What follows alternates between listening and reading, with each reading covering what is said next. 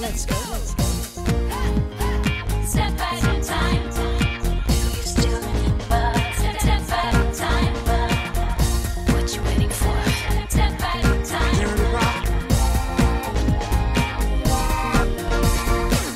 Bonjour à toutes et à tous, je m'appelle Thibaut et vous écoutez Le Jour Pop, le podcast qui vous raconte les plus grands classiques de la pop music et vous fait découvrir les artistes qui ont fait, font et feront son histoire. Et aujourd'hui, nous allons retracer le parcours d'une artiste britannique qui a su dépasser l'image de simple poupée de son pour s'imposer comme une figure incontournable de la scène pop contemporaine. Un parcours semé de tubes planétaires qui l'ont conduit à remplir des stades avec un discours qui nous confirme qu'elle est bien décidée à ne pas se contenter d'être une icône pop éphémère. Mais avant ça, n'hésitez pas à me rejoindre sur Instagram @lejourpop pour discuter de cet épisode et de plein d'autres choses pop. Et si le cœur vous en dit, abonnez-vous et laissez un avis sur la plateforme où vous m'écoutez en ce moment même. Ça me fait toujours plaisir et ça m'aide énormément à faire grandir le podcast. Allez, c'est parti, on retourne 2 ans en arrière, le 25 mai 2023, le jour où Dua Lipa n'a pas voulu être qu'une Barbie pop. Step back in time. Nous sommes le 25 mai 2023 et c'est aujourd'hui que sort Dance the Night, le nouveau single de Dua Lipa. C'est un tube irrésistible produit par Mark Ronson et infusé de disco pop et qui sert de rampe de lancement à la bande originale du film Barbie. Watch me Dance, dance the night away. My heart could be burning, but you won't see it on my face. Watch me dance, dance the night away. Signé Greta Gerwig avec Margot Robbie dans le rôle titre, Barbie s'annonce comme le méga blockbuster de l'été 2023, porté par un marketing omniprésent. Et franchement, je sais pas comment il était possible de passer à côté de cette sortie. Warner Bros n'avait pas lésiné sur les moyens et la bande originale s'impose comme une arme redoutable avec un casting 5 étoiles. On retrouve Billie Eilish, Charli XCX, Nicki Minaj qui revisite le tube culte d'Aqua, Lizzo, Sam Smith, etc. Mais celle qui incarne l'essence même de Barbie, c'est bien Dua Lipa. Mais pas seulement par son physique, parce qu'en moins de 10 ans, l'artiste britannique a prouvé qu'elle n'était pas qu'une simple poupée de son à la pop légère et dansante. Elle a des choses à dire, des causes à défendre, et elle impose un nouveau paradigme, celui de la pop star des années 2020. Fini la quête de perfection à tout prix ou l'obsession de la célébrité.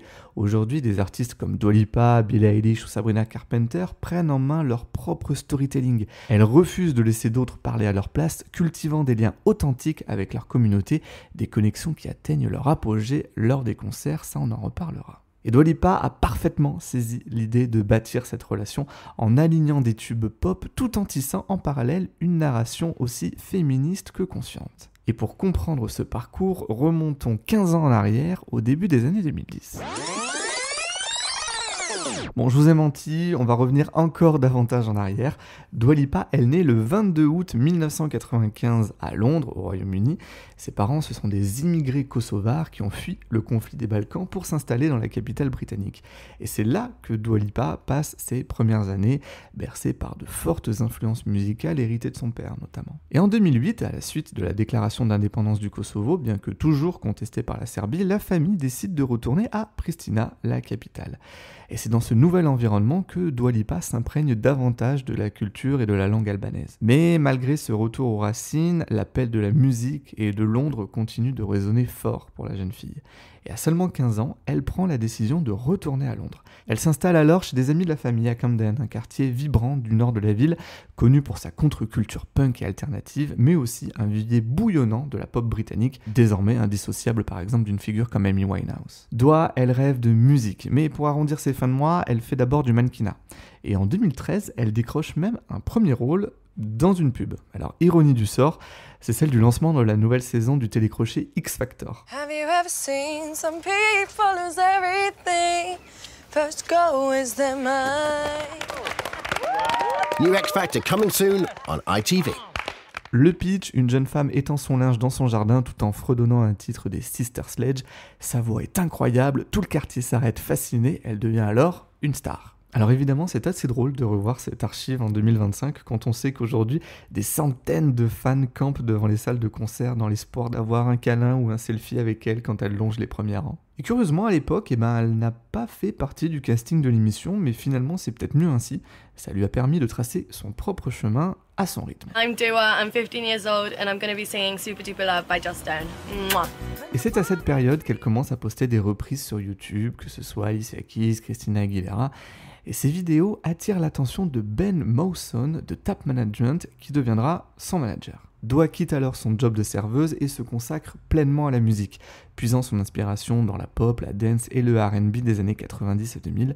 C'est à ce moment-là qu'elle écrit sa toute première chanson, Hotter Than Hell. Cause we're high like hell, so burn when I'm not, then you're by yourself. My the answer to your prayers. Un titre brûlant mais qui reste bien au chaud, faisant office de carte de visite précieuse. Et c'est grâce à lui qu'en 2014, elle décroche un contrat avec Warner, qui est alors en quête d'une pop star féminine percutante dans ses rangs. Et un an plus tard, en août 2015, elle dévoile son tout premier vrai single qui s'appelle New Love, une production dark pop qui pose les fondations de son univers musical.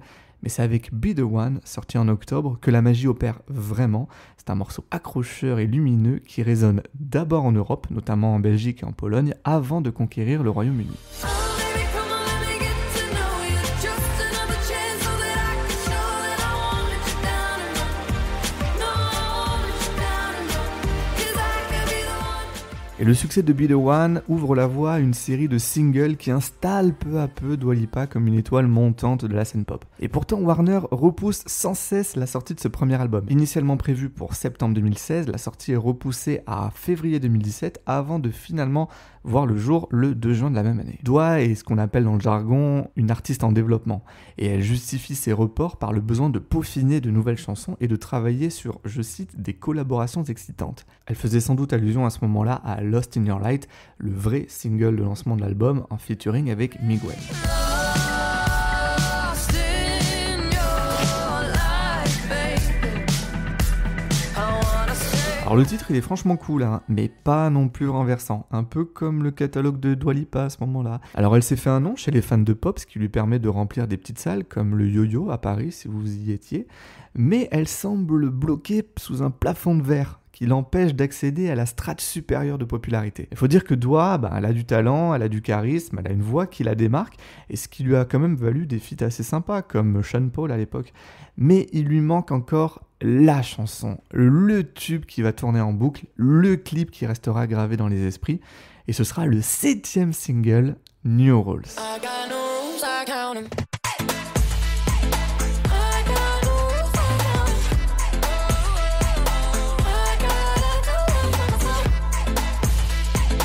I got no rules, I count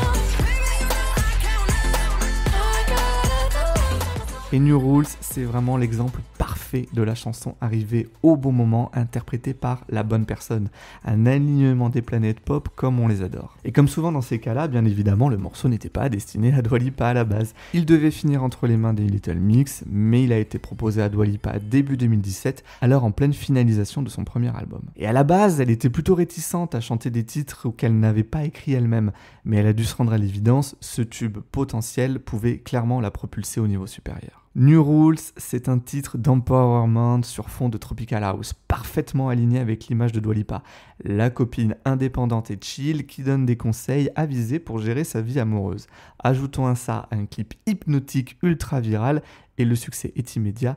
Le single devient son premier numéro 1 au UK et lui offre 2 Brit Awards début 2018 et lui permet aussi de faire une percée significative sur le marché US avec une 6e place au Billboard Hot 100. Dua Lipa n'est plus une simple wannabe de la pop, elle a mis un pied dans la porte, mais le plus dur reste à venir, durer et s'imposer à l'international. Et 2018 sera l'année de cette expansion, avec son nouveau single I Don't Give a Fuck, un autre titre post-rupture tout aussi cash, elle enchaîne les succès. Et Dua, en bonne artiste british, comme Henri V avant elle lors de la bataille d'Azincourt, elle rêve de conquérir la France. Mais c'est pas simple, vu que la France n'est pas toujours tendre avec les pop stars UK. La stratégie est alors simple, utiliser nos bons vieux quotas radio pour envahir les ondes avec un tube en français. Elle enregistre donc une version française du titre et annonce même un duo avec son rappeur préféré du moment d'après ses propres mots, Maître Gims. Mais finalement, ou heureusement, le projet ne verra officiellement jamais le jour, même si la démo, elle, est disponible sur les internets, et comme vous êtes toujours très gentil avec moi, vous avez le droit à un extrait. Mec, tu t'accroches, je raccroche, même quand t'es loin, t'es tout proche. Le pardon est dedans dont je ne me servirai pas. J'espère que le temps te permettra de changer. J'ai tourné la page pour plus tomber. Doigt l'a bien compris, il faut battre le fer tant qu'il est chaud pour rester dans l'esprit du public et surtout dans ses playlists. Elle enchaîne les collaborations et sa notoriété grandissante lui ouvre des portes bien plus intéressantes que celles de Sean Paul, car là je parle de Calvin Harris.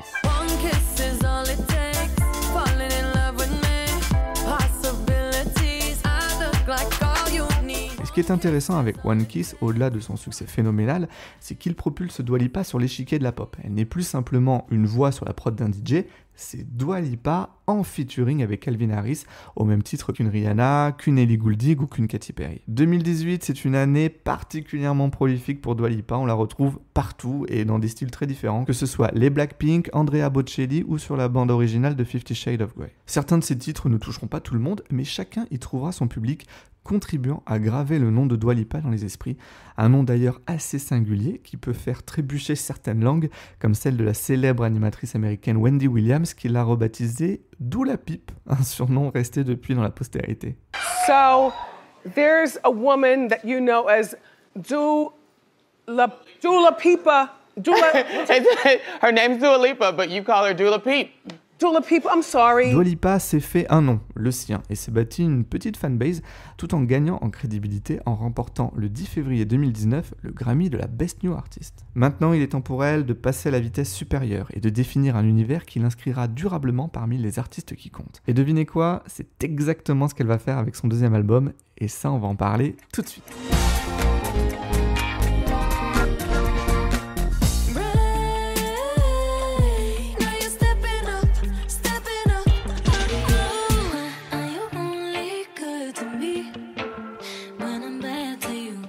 Extrait de Bad to You, un morceau enregistré début 2018 avec Ariana Grande, mais qui ne verra jamais le jour, ni sur l'album de Dua, ni sur Sweetener, l'album d'Ariana Grande qui était en préparation au même moment. Car 6 mois à peine après la sortie de son premier album, Dua commence déjà à travailler sur le deuxième, dont le projet s'intitule initialement Glass House. Plusieurs titres sont enregistrés, dont celui avec Ariana, qui sera finalement recyclé fin 2019 pour la bande originale de reboot de Drôle de Dame, que je pense que tout le monde a oublié, avec Normani à la place de Dua Lipa. Mais durant ces mois de studio à construire ce projet Glass House, rien ne semble à la hauteur pour transformer l'essai. Le style reste assez sage et prévisible, comme en témoigne le titre Future qui a fuité sur internet.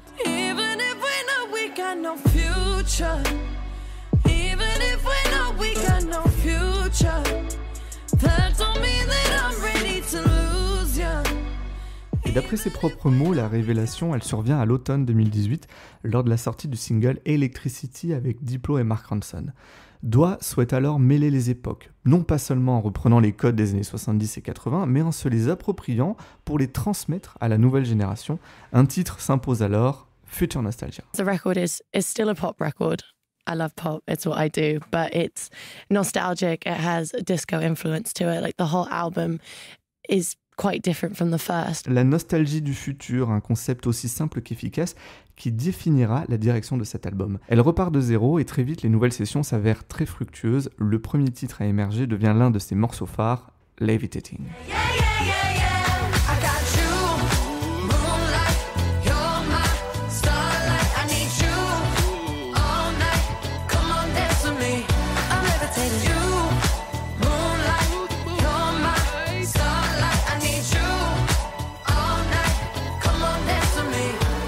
Ce titre incarne parfaitement le concept. C'est une production fondée sur des synthétiseurs très en vogue dans les années 80, combinée à l'efficacité des productions actuelles. Résultat, un morceau redoutable, calibré pour les dance floors. Le titre est produit par Cause, déjà impliqué sur le premier album, mais Dua sait qu'un autre homme peut lui apporter la touche essentielle pour atteindre son objectif, Stuart Price. Ai-je vraiment besoin de vous le présenter, l'homme en majeure partie derrière la bible pop ultime Confessions on a Dance Floor de Madonna. Et pour Dua, Stuart Price produit 4 chansons sur l'album, dont un autre tube, Love Again.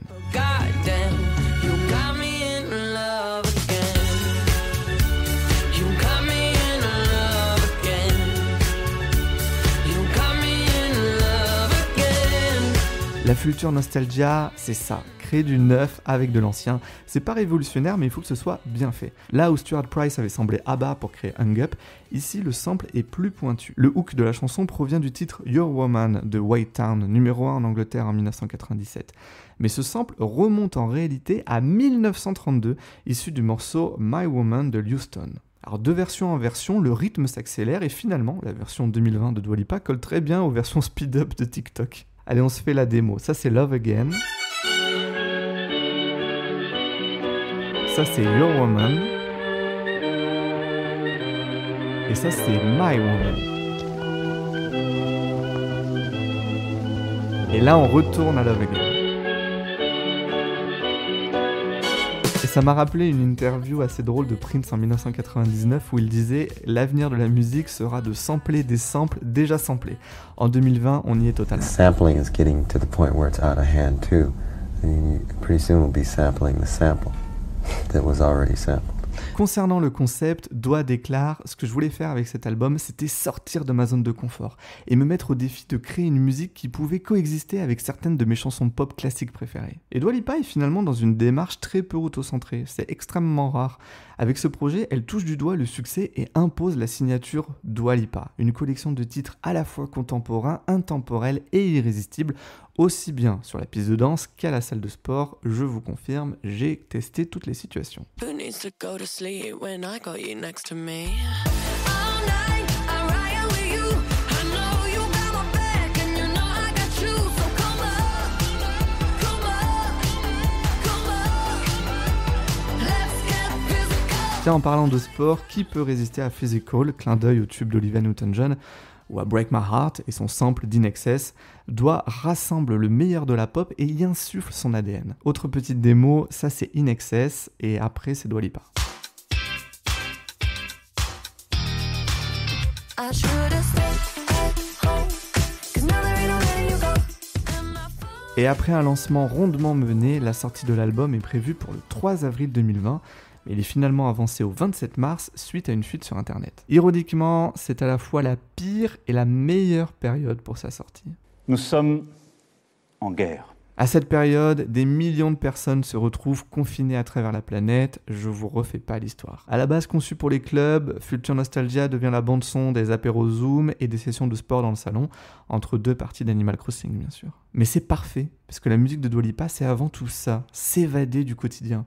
Et on lui reproche parfois un manque de profondeur dans ses textes, qu'elle n'a pas grand-chose à raconter, mais elle explique qu'elle ne conçoit pas sa pop de cette façon. Son but c'est d'offrir une musique qui parle au public, et qui reste aussi fidèle à sa personnalité. Some people are just so ruthless with their own private life that they decide to put it all out in a song because they know that it's gonna attract people's attention. And for me, it was always important to make music that people really loved. Ça peut sembler facile, mais les chansons de Dua Lipa sont pas si génériques que ça, tant elle réussit à y insuffler sa patte. Et en ça, je trouve que Dua Lipa s'inscrit vraiment dans la lignée d'une Kylie Minogue qui, depuis près de 40 ans, délivre une pop de qualité et optimiste sans nécessairement exposer ses tourments personnels. Il était d'ailleurs presque logique qu'elles collaborent ensemble. I saw you dancing with somebody looking like me. She know how to party, but nothing like me. Car avec cet album et durant cette ère, Dua Lipa devient la reine du confinement. Tout le monde veut collaborer avec elle, et c'est pas des petits noms, hein. C'est Madonna, Bad Bunny, Miley Cyrus, Angèle, Megan Thee Stallion, Blackpink, et même Sir Elton John. And I think it's gonna be a long, long time till touchdown brings me round again to find. La stratégie de Dua, elle est assez brillante. Être omniprésente sans jamais susciter de bad buzz. Certains diront qu'elle est peut-être trop lisse et que ce manque d'aspérité pourrait limiter sa longévité. Et pour y remédier, Dua sait que la scène sera son prochain défi. Le Future Nostalgia Tour, initialement prévu au printemps 2020, est repoussé à cause de la pandémie. Et après plusieurs reports, la tournée débute finalement au printemps 2022, 2 ans après la sortie de l'album. Et c'est l'une des plus grandes tournées pop post-Covid, et la popularité de Dua a explosé entre-temps. Mais il lui reste un défi, prouver qu'elle peut assurer sur scène. Petit retour le 21 février 2018. Nous sommes aux Brit Awards et Dua réalise sa première vraie performance de popstar. Mais les réactions sont mitigées. Un commentaire posté par un certain Tobias sur YouTube deviendra viral. I love her lack of energy, go girl, give us nothing. J'adore son manque d'énergie, allez ma fille, ne nous donne rien. Et ça va booster Dua comme jamais pour prouver qu'elle a sa place comme showgirl. Elle travaille les chorégraphies, elle travaille la scénographie. The comment was from somebody that said, I love her lack of energy, go girl, give us nothing. Yeah. You remember the words. Yeah. It just spread like wildfire that I had no stage presence or I couldn't perform. So I was like, all right, well, I'm just gonna prove to you that I can perform and I can dance and I can do all these things. Et personnellement, pour avoir assisté à la fois à sa première tournée au Yo-Yo en 2017, puis en 2022 au Future Nostalgia Tour, c'est plus la même personne du tout. Le show, il est quand même canon, même s'il reste dans un schéma pop assez classique, donc pas très révolutionnaire, mais il a ce qu'il faut d'efficacité pour laisser un bon souvenir. Et elle remplit sans mal Bercy, la Altony Garnier et des arénas dans le monde entier. Mais une date clé va rester le 28 novembre 2022.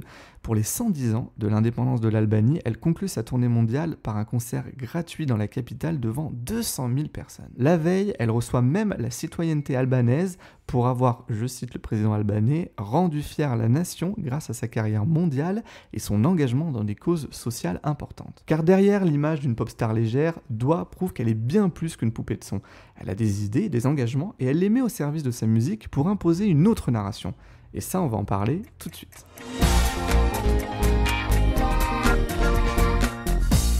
Service 95, it really came from like my love of lists, list making, going and trying out different restaurants, different places, wanting to share that with my friends. And so I wanted to create a platform where I can do just that. I can also make activism accessible, put stories by incredible journalists that really the kind of stories that you wouldn't necessarily go looking for. Right. And it's an ultimate concierge service, is how I like to see it, from me to you. Février 2022, un email un peu particulier arrive dans la boîte de réception de ses fans.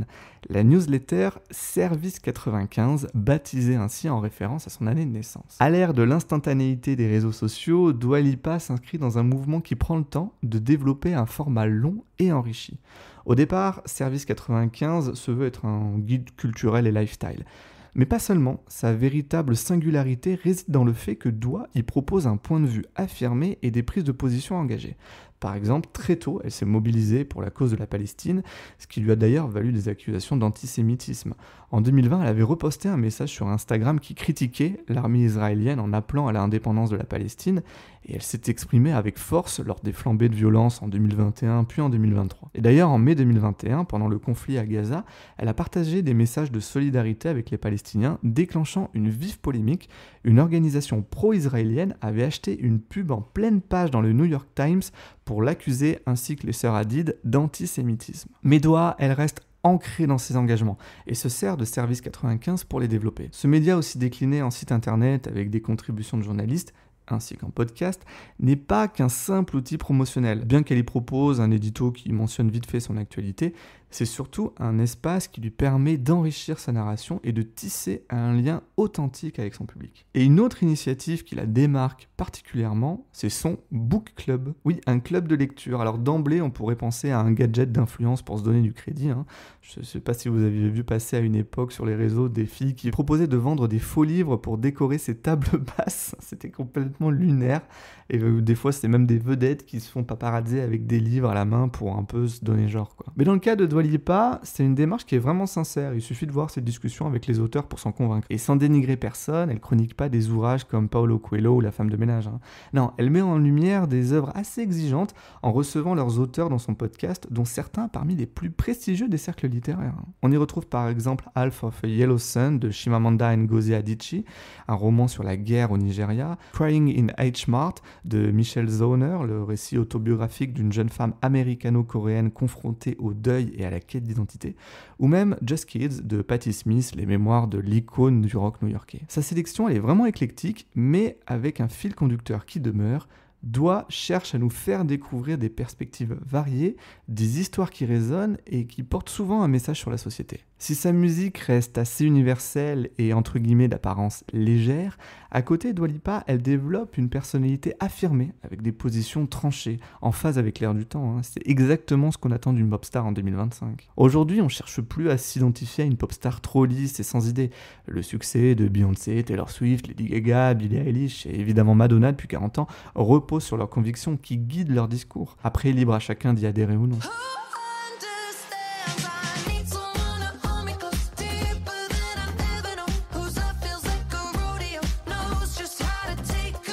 Oui, Dua Lipa coche toutes les cases de la pop star classique, mais elle possède un charme unique. Peut-être est-ce son côté européen et multiculturel.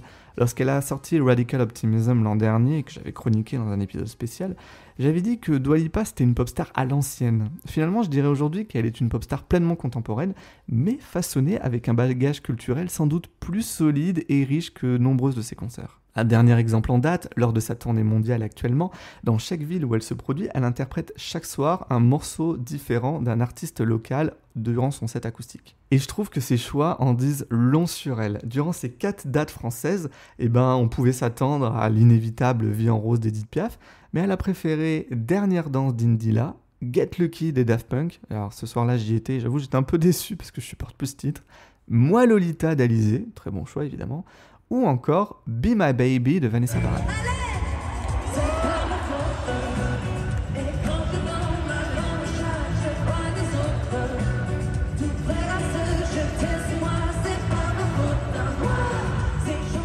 Alors c'est à la fois très malin pour créer des moments viraux, vous avez tous vu les articles popés partout sur les internets, mais aussi révélateur d'une artiste à l'intuition populaire assez aiguisée, capable de surprendre par ses choix. Et quand je dis surprendre, c'est vraiment au sens premier, parce que tous les fans de la Gen Z au premier rang attendaient qu'elle chante Jaja, et finalement elle a fait Vanessa Paradis. Et quand on voit les vidéos des fans stoïques du premier rang qui reconnaissent pas la chanson, c'est un peu drôle et un peu désolant aussi. Mais si elle peut élargir les horizons de son public, c'est bien là tout l'intérêt d'un artiste doté d'une vision. En me replongeant dans le parcours de Dua Lipa, en explorant sa personnalité, j'ai découvert une artiste loin d'être assez lisse et même assez exigeante derrière les tubes mainstream qu'elle peut proposer. Elle s'est construit une place solide dans la pop et, à juste titre, elle a marqué une génération. Celle qu'on a trop vite étiquetée comme Barbie pop, elle se joue des stéréotypes. Ils lui permettent de remplir des stades, mais aussi d'asseoir un discours, de défendre des convictions et de maîtriser sa narration. C'est le plus important aujourd'hui. Et je pense qu'elle est finalement bien plus insaisissable qu'on pourrait le croire.